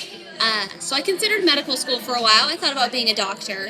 But then I had an opportunity to work at Western Sierra Medical Clinic as a clinical intern. And I shadowed with some nurse practitioners, and I shadowed with some doctors, and I noticed an interesting trend, and it was that nurse practitioners have more time with the patients. The doctors are so busy. You get 4 minutes in and out, but the nurse practitioner, they reinstill that relationship with patients and physicians, that they're kind of a pillar in your community, and they help you the whole wheelhouse, not just the medicine, not just the diagnosis, but helping you elevate as an individual. And that let me know that's where I want to be. That's what I want to do. So that's how I figured that out. Good thinking. And what made you choose pediatrics? That I've always loved working with kids, and then working at the clinic reinstilled that for me. But being able to rise up this next generation and instill a healthy relationship in healthcare early on, I think is so important. Kids are always scared to go to the doctor, they don't want to go, but I'd love to change that narrative and make it something that is beneficial and it's positive, and it's maybe they won't look forward to shots, but they don't mind going to the doctor's office. How big an influence did Tech Trek have on your journey? Absolutely everything. That, I think, is where the seed just started to blossom. That was at Union Hill, where you know me from, and they allowed me to go to Tech Trek, and seeing other motivated young women in all these different positions, it truly made me feel like I could do anything and everything. If I set my mind to it, I'm going to end up at the end point. And beyond that overwhelming motivation, they never let you go in this organization. Everybody who is a part of this organization directly contributes to the success of young women in this community. So don't ever sell yourself short. You all play an active role. And throughout my time, from 7th grade all the way up until college admissions, when I received another scholarship from them, I felt so supported, and it all started at Tech Trek. That motivation, that drive, and that fire within me to just never stop kept going. And then they supplied the background to it. Giving me that scholarship was truly just this full circle moment. You know, you raised me up as this young woman, and now it's time to go. So go, here's everything you need. So I'd say that is truly where it all started. I'm a little teary. I'm sorry. Oh no. Super proud of you. I'm so glad that you are here. You know, you all started that for me, truly. I cannot thank this community enough. Every single one of you young women. You got Dad going, sir. You're sweet. Sorry. He's always really special. You women are all special. Like, don't ever sell yourself short. As Truly. much as she gives AAUW the credit, Union Hill was a pivotal moment in her life there, with all the backup, the caring, the faculty, the opportunities that school provided. I was there kindergarten through 8th grade. So I stayed there, and I didn't want to go anywhere. I remember being so scared to go to high school because Union Hill was my home. Yeah. I went to so many programs there, and then Tech Trek, of course, and I've constantly been surrounded by love and support in this community, and it's made such a positive impact on my life. Educators have a way of doing that. Yeah. Sure do. And my mentors have all been educators throughout high school, college. It's wonderful. Absolutely. Dad gets a lot of credit too. He's a great guy. He's been at every one of these Tech Trek events with me and all the AAUWs from start to finish. She was a good kid, and the community that we're surrounded by made it all possible. Like, this is a great place to raise a family. It really is. I am so fortunate, and till the cows come home, I will tell all and anybody that's willing to listen just how important every program that you guys put on in, and you just never stop caring. You are so genuine, you are so passionate, and it really rubbed off on the young women that you work with, truly. You know, one of the things that they said, and I wanted to lead it to a question, we're a relatively small community, but when they said that it's unusual to have a small community giving this many local scholarships, that's really phenomenal. It really is. I didn't know that information until today. And I can't, it's new information, but I can't say I'm surprised, because this chapter is very, very special. Most certainly. About that question about paying it forward. Yeah. How do you see yourself? Oh, yeah. Because you obviously have a lot of energy and leadership, so what do you see yourself doing? You know, I could write on this paper in a whole notebook full of things that I want to do, but in the next, 5 to 10 years, I want to get my degree and my credentials, and I want to come back and work here, and I want to offer affordable health care to this area. I want to open my own practice, and with a nurse practitioner's license, I could be able to do that if I played my cards right. We all, I'm sure, have experienced a lack of providers. You call the office, and it's 20 days, multiple weeks, till you can get an appointment. I want to make it accessible and affordable for everybody in this area. And specifically with young women, I'd really love to create a mentorship program where young women get to work directly with a woman in their desired career field. You don't just have to hear the story, but I'd love to make those connections, even if they're across the country. And make those connections where a young woman can work directly with and be in contact with a strong example of who they want to be, to let them know that you can do this, it's possible. And then, of course, I would love to work with AAUW and participate in all the things that you guys do. And so, Sydney, it sounds like you're talking about liaisons and mentorship. Yeah. And do you have a liaison now? I do, Franny. Franny, okay. She's great. And so, a lot of times we try to match the liaisons with the future hopes for the education. So a healthcare provider with someone like you going into nursing and that type of thing. And you see that as being pretty valuable?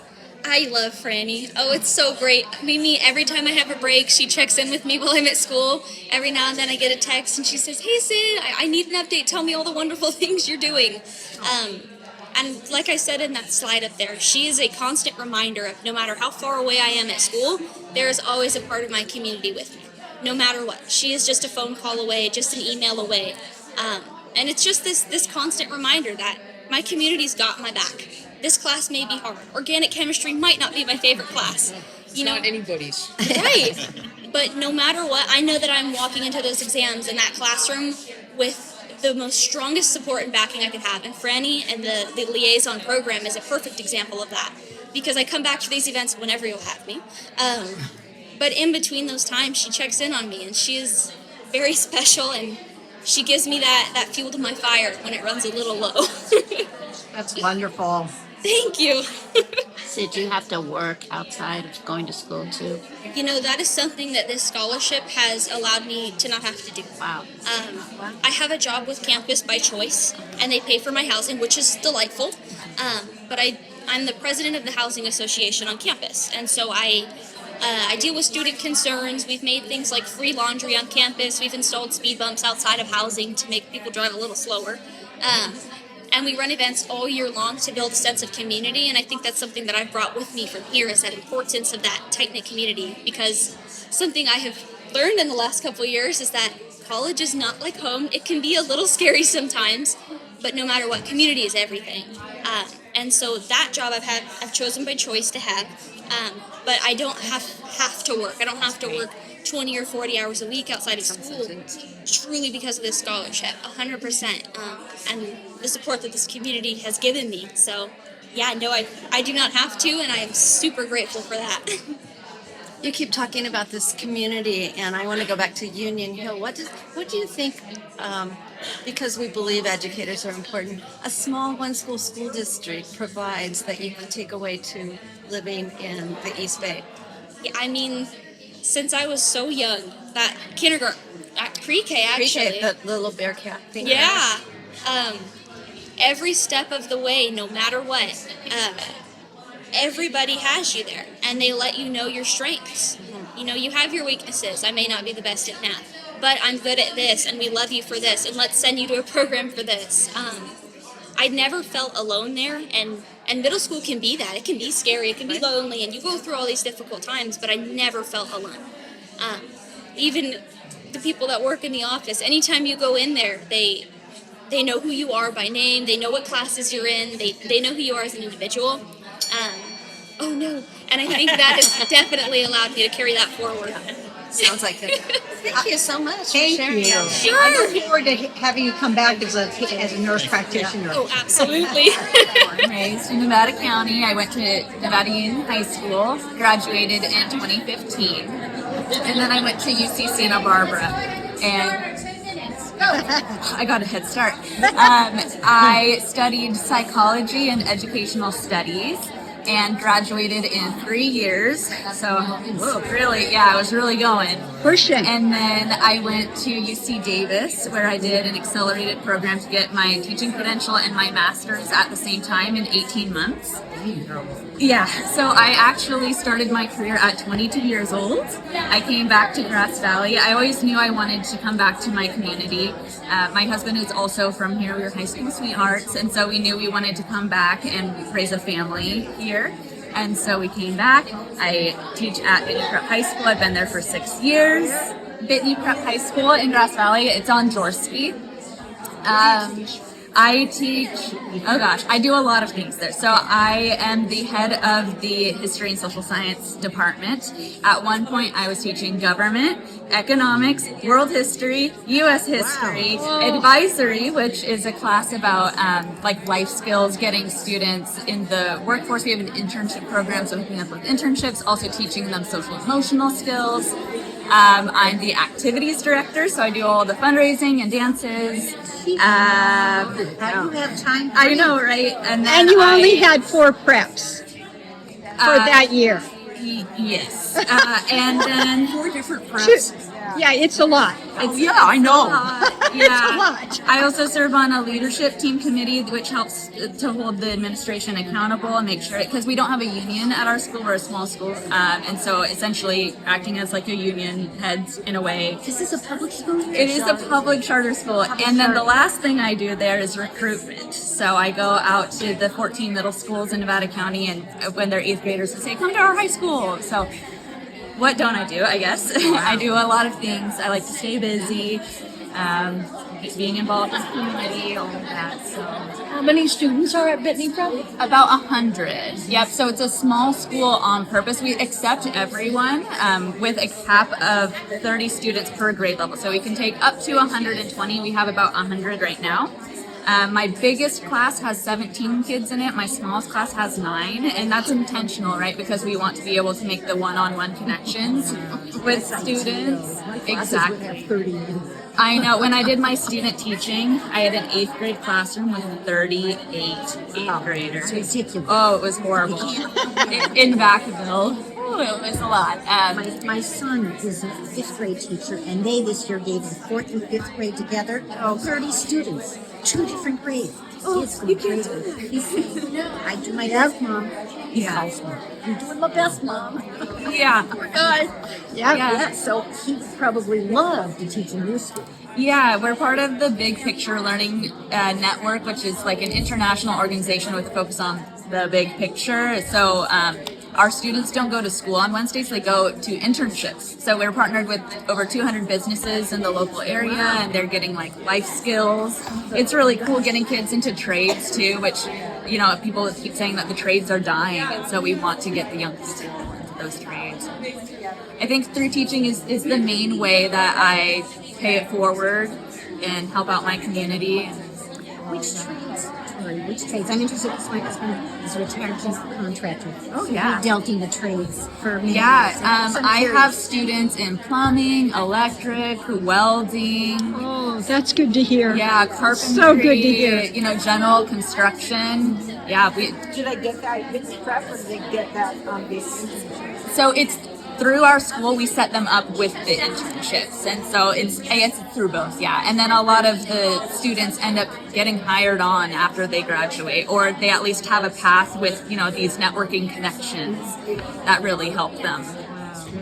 Do you have a traditional bell schedule, or are you on a longer period? No, we have a traditional bell schedule, Monday, Tuesday, Thursday, and Friday. But like I said, on Wednesdays, they don't come to school. It's an all-day internship program. If they don't have internships, they come to school, and we help them with their cover letters and resumes and interview skills and all of that kind of stuff. Fantastic.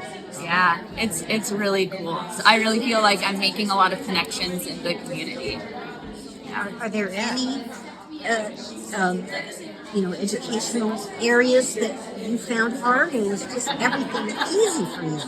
Oh gosh, you just took a large amount of units to get through in 3 years, you would have to take an overload. Yeah, so I did do that. So I luckily through NU when I went there, they had a lot of AP classes, and so I came in with enough credits to be considered a sophomore, right? And then I did overload on units when I was in college. So my senior year, the last 3 quarters, I was taking 21 units. So that was classes, and then I got units I was on 2 different research teams as well. And also working part-time for Girls Incorporated, which I'm not sure if you've heard of. It's very similar to AAUW. The whole point of Girls Inc. is to inspire girls to be strong, smart, and bold. So I was an after-school facilitator, and the kids would come after school and during the summer, and it was all girls program, getting them into STEM and all that stuff. So that was kind of, I guess, where my teaching really took off and how I knew I wanted to be a teacher. Did you always know that you wanted to teach at the high school level, or was that just something that kind of you fell into? I knew high school or middle school, and there's 2 different teaching credentials. There's one with multiple subjects for the littles, and then a single subject credential, and I chose single subject, which covers middle school and high school. And part of my program is that they had us test out both, and I liked high school better. Even though at that time, gosh, when I did my student teaching, I was only 21. So I was only I was only a few years older than them. It's kind of funny. Where did you do your student teaching? I did my student teaching at Pioneer High School in Woodland and at Vacapania Middle School in Vacaville. Okay.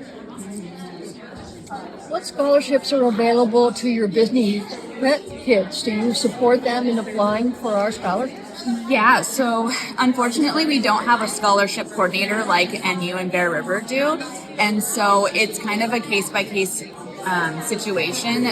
We have students most of our students apply to Sierra College, the ones who are going to college first, really taking advantage of those 2 free years.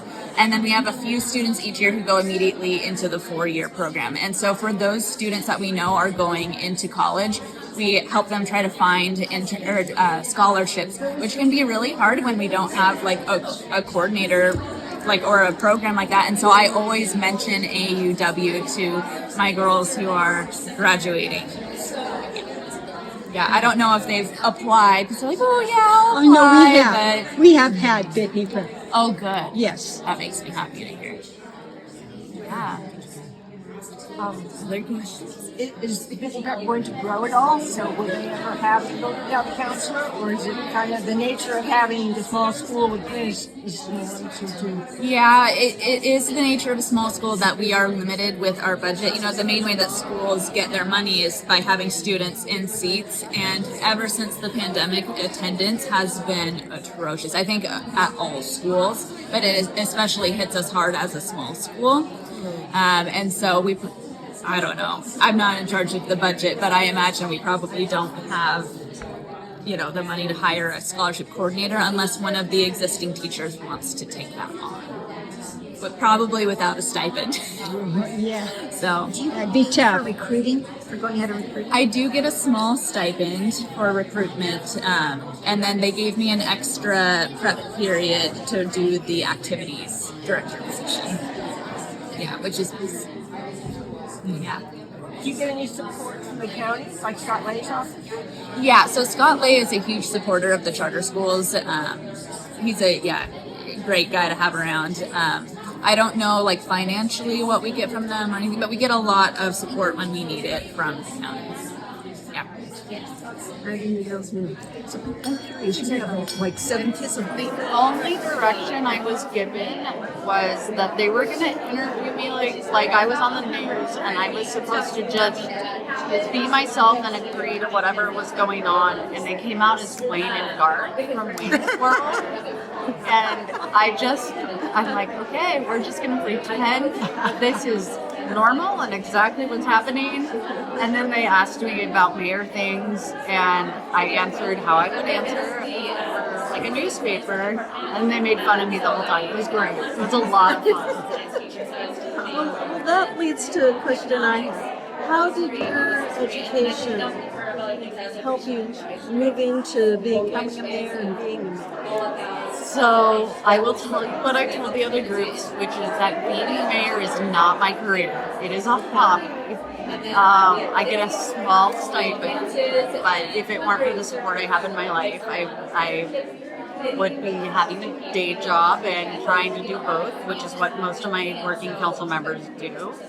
I think education opens up doors and gives people an opportunity for all kinds of things, no matter what that education is. I didn't know what I wanted to be when I grew up. I still don't know that I know for sure what I want to be when I grow up. And just having a college degree and having the education has given me opportunities where I may or may not have otherwise been able to show So up. it wasn't a specific education to with this goal? No, my degree is in English literature, and my mom wanted me to graduate from college. It was really, really important to her, and I loved to read, so that seemed like the appropriate path. And everybody asked me, so you want to be a teacher? What they didn't account for was that writing to populate those pages. So I was able to do a lot of work in web design and website building and content writing, which led me into marketing. And I've done a lot of nonprofit marketing, and then the sort of byproduct of running for office, because I didn't know how to run for office when I was like, I want to be in office because I want to change the conversation about affordable housing in our community. I took a class on how to run for office, and a part of that class was how to fundraise, because I didn't know how to ask people for money. Where did you take that class? The Emerge California program. Very esteemed alumni, people like Kamala Harris, Fiona Ma, Betty Yee. I am in good company. Wow. And So how long is that class? It's like a seminar? It's 8 months long, once a month, all day, on the weekend. And you get together with, at the time, because Donald Trump had just been elected the first time, we had a huge rush of women who wanted to serve, and so our cohort was 60. It's usually about 30. Is it in person? It was in person. We met in person. We flew all over the state. We met in union halls and fire stations. Our graduation was at the Capitol building, and I got to meet Mayor Libby Schaaf and Mayor London Breed from San Francisco. I still have phone numbers in my phone that I like shocked that I have. You were in the Bay. We were all over. So I do keep in touch with my rural counterparts, because combined solutions are where we need to be. But it did help me give access to some of our more urban and suburban policymakers. I often call them and say, well, that's a really great idea for your city. Here's how that's going to look in rural California. And so we've been able to get some movement for policy that isn't a one-size-fits-all. It's a very diverse state, both culturally, but also geographically and environmentally. And so I've been able to get a little bit of consideration for us out here in beautiful Northern California. Doesn't this encourage you for higher office? I don't have ambition for that. I originally started by running for supervisor because I was interested in economic policy as it related to people my age and younger. And I was completely unknown and very naive, but I only lost by 160 votes for that seat against a 27 incumbent male who had a lot of political clout. So I was a surprise dark horse. And after I lost, I was like, well, that was fun. I guess I'll figure out what I'm doing next. And someone was like, you've already knocked all the doors in Grass Valley. Why don't you just run for city council? And I was like, oh, I guess I could do that. Sure, yeah, I'll do that. And then I worked for city council. I really, really like fixing potholes and building parks. So it's been How about affordable housing? affordable housing, everybody's favorite topic, and mine.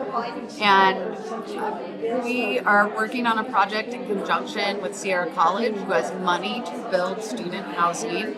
They built a lot of great student housing. It's year-round, which was intentional. Usually that gap for the summer, it has a risk factor to it, and they eliminated that gap. So, but they're out of room at the Rockland campus, and we have room here in Nevada County. So there's a possibility of being able to fund student housing through the community college system, which would be a great asset to our community.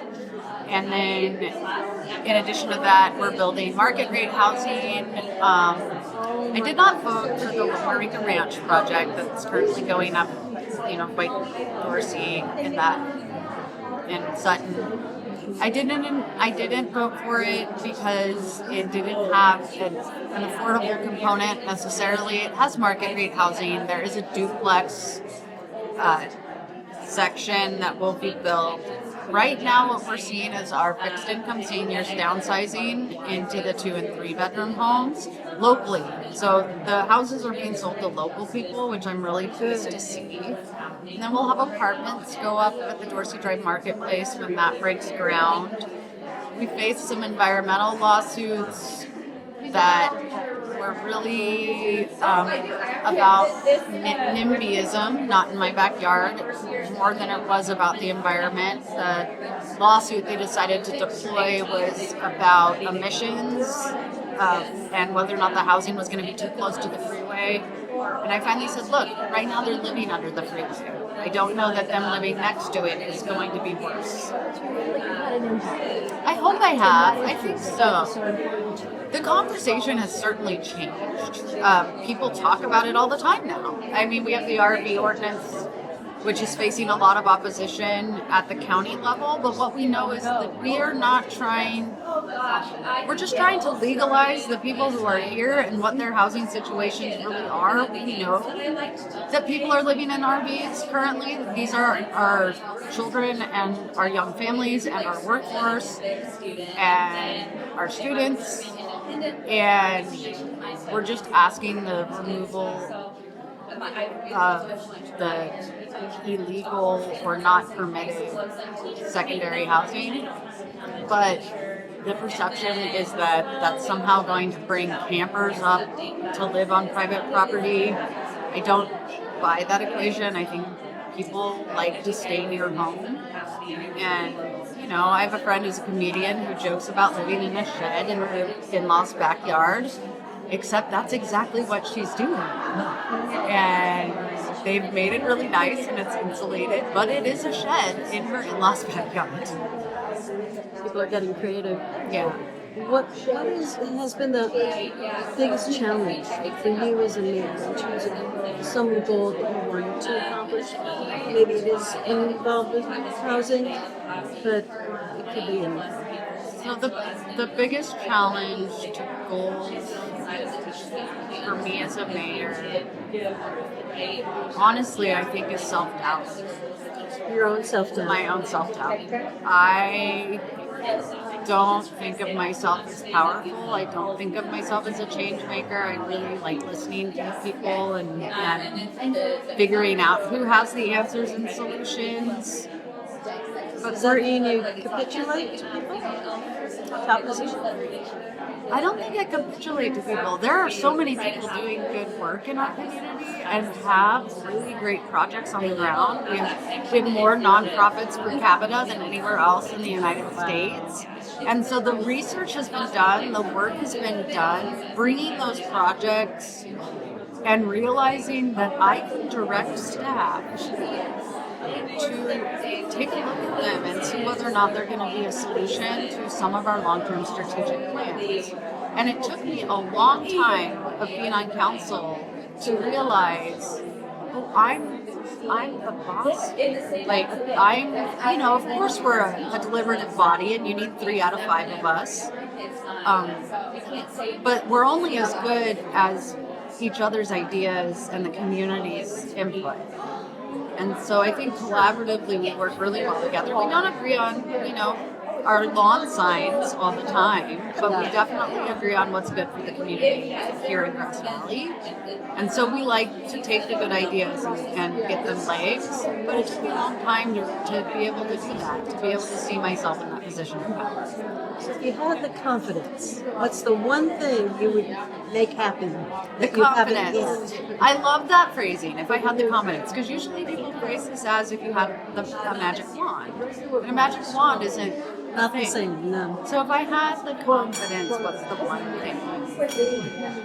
Oh man.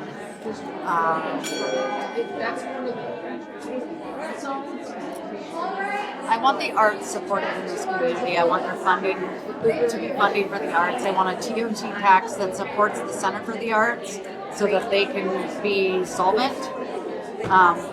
One of the biggest dirty little secrets in our community is that our nonprofit workers and our arts workers, they don't have health care, they don't have a living wage, and we don't have funding to do the things that we do, and we rely on donors and the generosity of our community.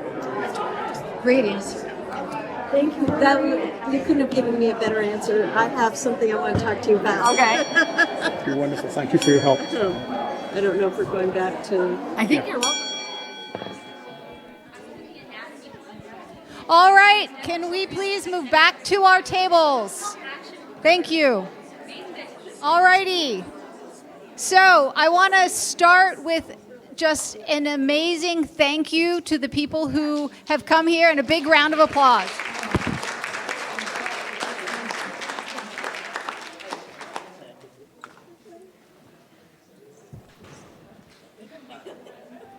All right, so we have a few more slides, and we will get you out the door by 11, as promised. So we are, all of us who are involved in AAUW, we do many things that help with this effort. And so certainly fundraising, working on the scholarship committee in the many different ways that we work is helping. And the reality is we still need money. Every year we're trying to raise money.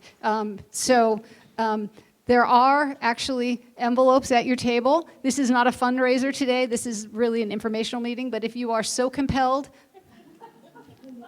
just saying. Anne's going to talk briefly about what our current trusts entail.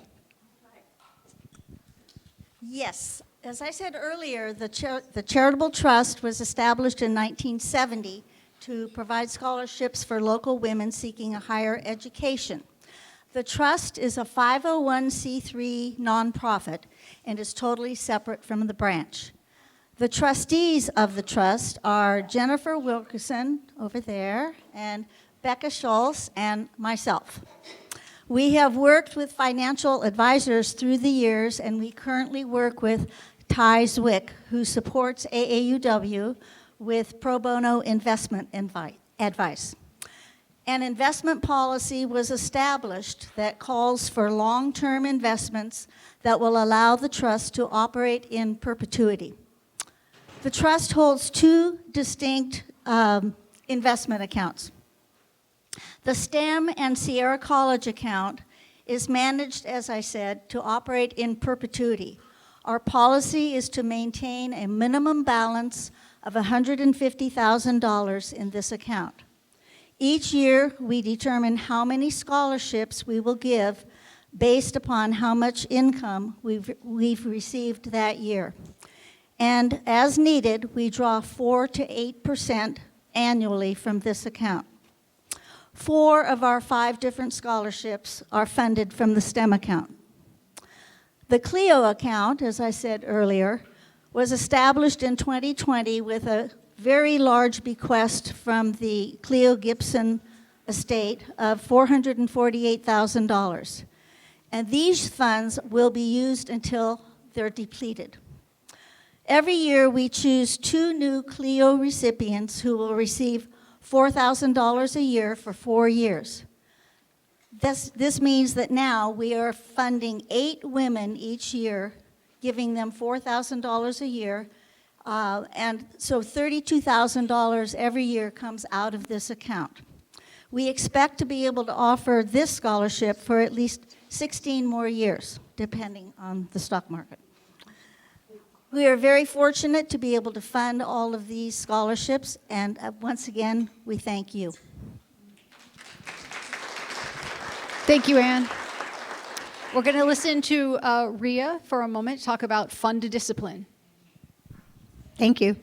So if we gave out $75,000 a year like we did this year, that $150,000 buffer would be gone in 2 years. That's why we're saving that for perpetuity. So we're looking for other ways of bringing in funding. So we've got something coming up, which I'll just point at that table over there. But there's another opportunity called Fund to Discipline. And this is where we are looking at collaborating with other scholarship awarding nonprofits throughout the county. It's a win-win for everybody. It's a win-win because we can offer double the scholarships within a particular discipline, or we can offer double the dollar amount within that same discipline, so that the students win and all of us win. So we have Susan. Who was Susan? I don't even know. Lisa. Lisa and I met 2 days ago with the Engineering Association of Nevada County. They're very excited about collaborating with us. They currently give out 3 scholarships of $1,000. We also have been connected up through that organization with the Rotary Fund. We also have been talking about working with aviation. They currently, one of the engineers at that meeting told us that that aviation group gives out a $5,000 scholarship to an individual. And so by collaborating with them and coordinating with them, we can increase the number of scholarships because, as mentioned, we can't award all the women that apply for help that are completely qualified, that meet all our criteria of GPA, of economic need, of great language in the questions that they're asked on their applications, and outstanding letters of recommendation from their faculty and others. We can't fund them. We depend on thinking outside of our current box, which is what I think Fund to Discipline is.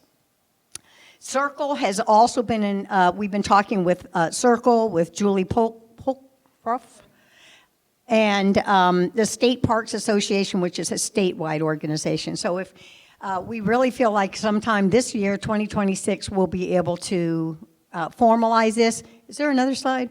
I don't remember.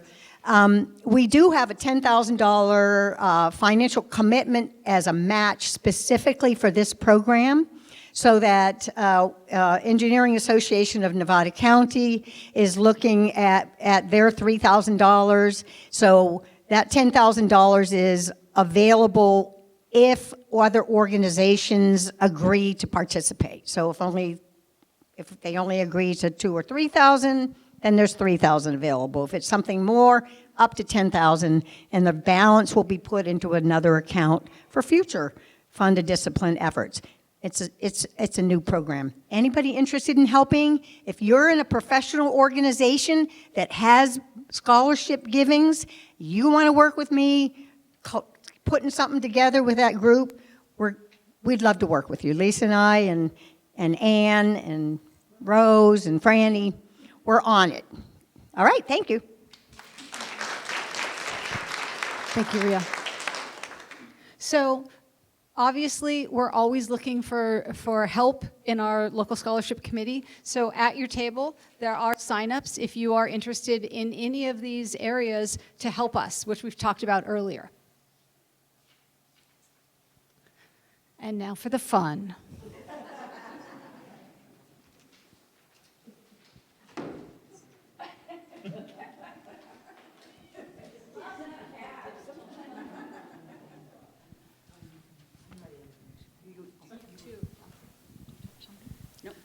Oh, it's on. Oh my, Lisa, this was so impressive. These women are wow. Aren't they? How to keep funding going? We'll tell you right now. Party! On Saturday, March 21st, from 4 until 7 at this church, the trivia and bake-off will make spirits bright when we raise heaps of scholarships, monies that night. Sign up, join first. Get your spatulas, spices, and pans to bake savories or sweets with your hands. In the bake-off, display 'em, and the tastes will just slay 'em. They'll howl with delight. Is yours best? Fans. Oops, sorry. I came in too soon. They'll howl with delight. Is yours best of the night? But wait, there are trivia games. Oops. To test your sharp memory claims. So with one hand you nibble, with the other you scribble the answers to bring glorious fame. I can't leave This over. event fills our coffers for learning, for educational goals that are burning. No need for waiting, no hesitating. Sign up now to keep these fires churning. And again, there are papers on your table to sign up for helping with the cuisine night. Thank you. Let the party begin.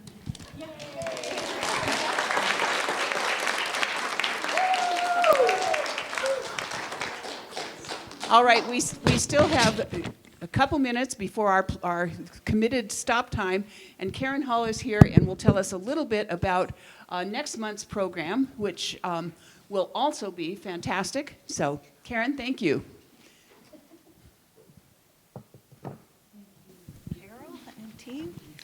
So next, in November on the 15th, our program features the Executive Director of Circle, Aaron Zettler-Mann, and he's a super dynamic speaker, and he is going to talk to us about kind of the interrelationships between forest health, watershed, water health, and water quality, and having a thriving community.